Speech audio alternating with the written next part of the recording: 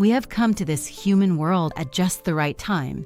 It is exactly the moment to assist the Dharma. Do you know this, my children?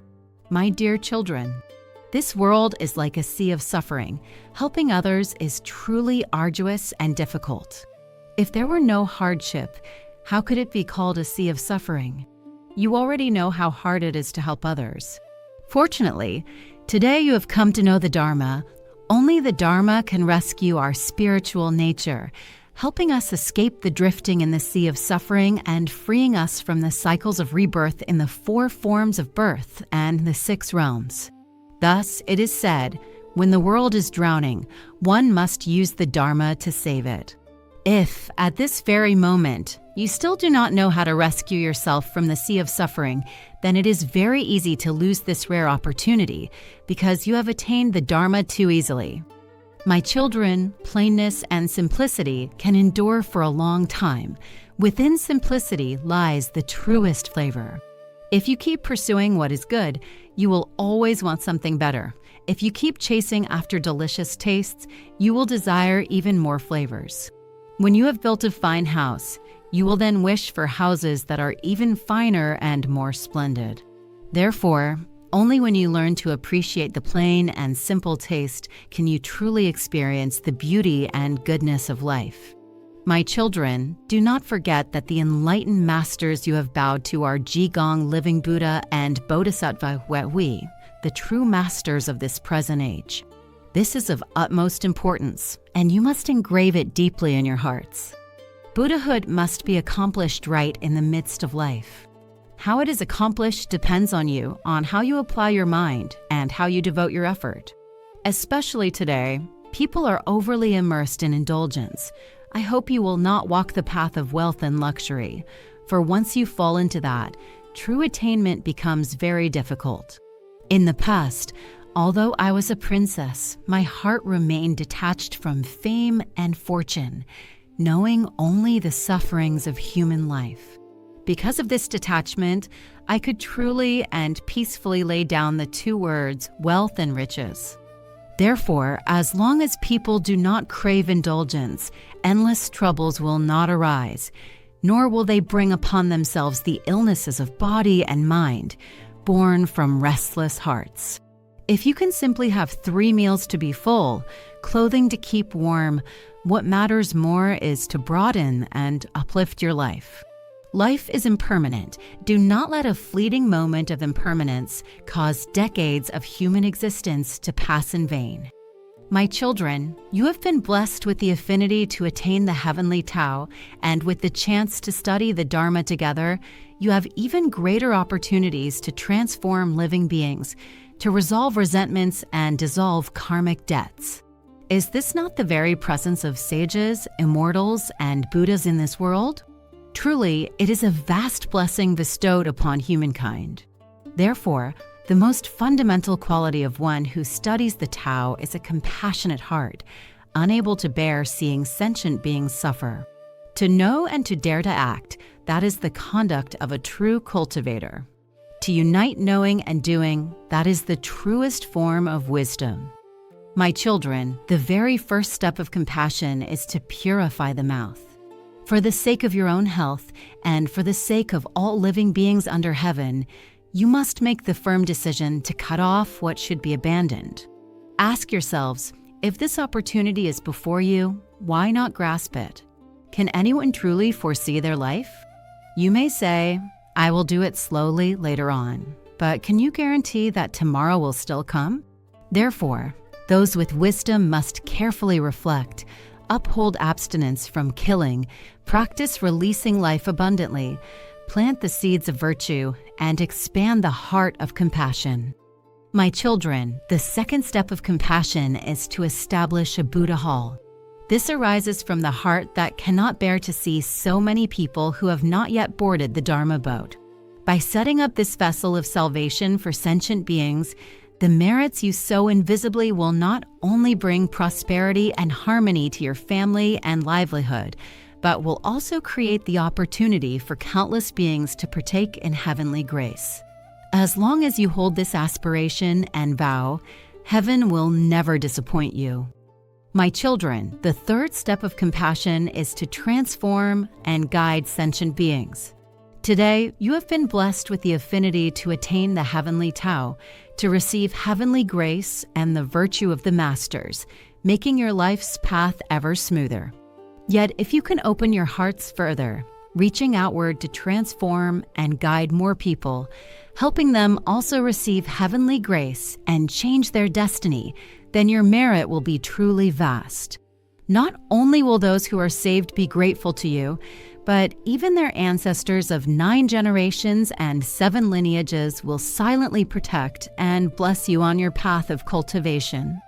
My children, the fourth step of compassion is to participate in advanced cultivation and study classes. The Dharma has both depth and simplicity, yet within both deep and shallow truths lies the power to awaken wondrous wisdom, especially when learning the meaning of the Tao. Each time you study is another engraving upon your heart. Each mark of truth cleanses the stains within you, removing layers of defilements and restoring your original pure nature. Even the simplest teachings, at different times and circumstances, can provide the greatest help. Therefore, never think, "This is too simple, I already know it," and then neglect the opportunity to join these cultivation classes. If you wish to climb a 10-story building, must you not begin from the first floor? In the same way, these advanced studies are like steps of a staircase. By standing firm on each step, you can ascend peacefully and steadily. Time and circumstance are not the obstacle. The true key lies in whether your own heart is willing and determined. My children, year after year passes by so quickly, does it not? Birth, aging, sickness and death, joy and sorrow, separation and reunion. These are always beside you, the path that every being must walk. So why do you still not look with clarity? Why can you still not let go? Each of you carries karmic causes and obstacles, and each must take responsibility to face them, to bear them. A family has the responsibility of a family, whether as father, mother, or child. Each has duties of their own. It is precisely because everyone has responsibilities that you have come to this human world to shoulder what is yours to bear. My children, why have you come to this human world? It is to resolve causes and effects, to realize karma. Why do you become part of one family? Why do some live in peace and goodness, while others must endure hardship and suffering? It is because the seeds each person has sown and the fruits each one must reap are not the same. If today you plant good seeds, tomorrow you will surely receive good fruits. Look carefully. When you smile at others, they will smile back at you. But if today you speak with harsh and bitter words, others will not respond kindly. Remember, karma is the unchanging law of fairness in the universe. Whatever cause you plant, that fruit you will reap, never missing by even the slightest. Therefore, sow seeds of goodness in every word, action, and thought, so that one day you may harvest peace and true happiness. My children, every word you speak and every action you take is a seed. Sooner or later, you will have to taste the sweet or bitter fruits that you yourself have planted and nurtured. Every choice you make is like a genetic imprint, quietly engraved into the flow of life. Sooner or later, you will arrive at a destiny, good or bad, that you yourself have chosen. You must realize that human life can become an immortal or a Buddha. If you wish to become a saint, a sage, an immortal, or a Buddha, it all relies on the heart of the saintly and the wise. I, a bodhisattva, was once also a person of this world. Why is it that today I can borrow this body to form a connection with you and speak with you? Because I clearly know that human life is full of suffering. I understand the pain of reincarnation. I know that one day life will come to an end, and glory and wealth will only be enjoyed for a time before they disappear. Relatives cannot be taken along, nor can treasures be held onto. Therefore, I made the resolve to cultivate, to break free from this cycle of reincarnation, no longer suffering because of birth, aging, sickness, and death. Spiritual cultivation is just like this. From the very beginning, your teacher has already pointed the way, yet your hearts still remain vague and unclear. When your mind calms down into purity, your path of cultivation becomes clear.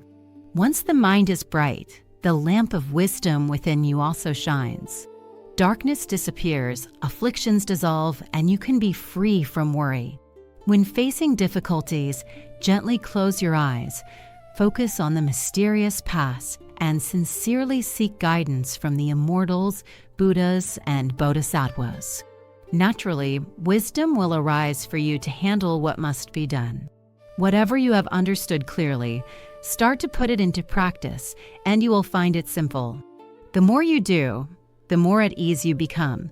The more you cultivate, the more at ease you become. The same applies to speaking good words. If you often speak kind and wholesome words, then within your heart, a virtuous and compassionate mind will naturally be nurtured. If you have already sought the Tao but do not apply it in your own life, then you are no different from one who has never sought the Tao. If you know the Tao is precious and let it manifest in your conduct, then you truly possess virtue. You do not need to worship deities, to beg Buddhas for blessings or a long life. When you work on behalf of heaven to guide and save sentient beings, then heaven will assist you. This is the truth. Do not look down on yourself. Once you have made a vow, you must fulfill it, and heaven will support you. This also is the truth. The only fear is that you do not cultivate, but remain intoxicated in birth and death, willingly enduring samsara in the 6 realms. A human life is only a few decades. In the blink of an eye, it passes like a dream. My dear ones, practicing kindness and accumulating virtue is something anyone can do. It does not necessarily require money in order to perform good deeds. As long as you have the heart, you can practice kindness anywhere, and you can accumulate blessings everywhere. Cultivating the Tao must have both a beginning and an end. Success always belongs to those who persist until the very last moment. Whatever you do, you must persevere to the end, and only then will true accomplishment be achieved. Everything in life you must be grateful for. In the morning when you open your eyes and your nose can still breathe the air, it shows that you are still alive. Therefore, you must be grateful and cherish it. This gratitude means that at any time, in any circumstance, you must always maintain a heart of gratitude, not only when someone bestows favors upon you. You must be grateful to every person, for no one can live alone in this world. Only when people in the world build and support one another can you enjoy joy, obtain happiness, and have a complete family. Therefore, whether you encounter good or bad, you must always be grateful. Dear friends, if you find this video helpful, please take a moment to give it a like, subscribe to the Divine Grace Teachings channel, and share it with other fellow believers. The merit is boundless. Thank you to all the angels of God.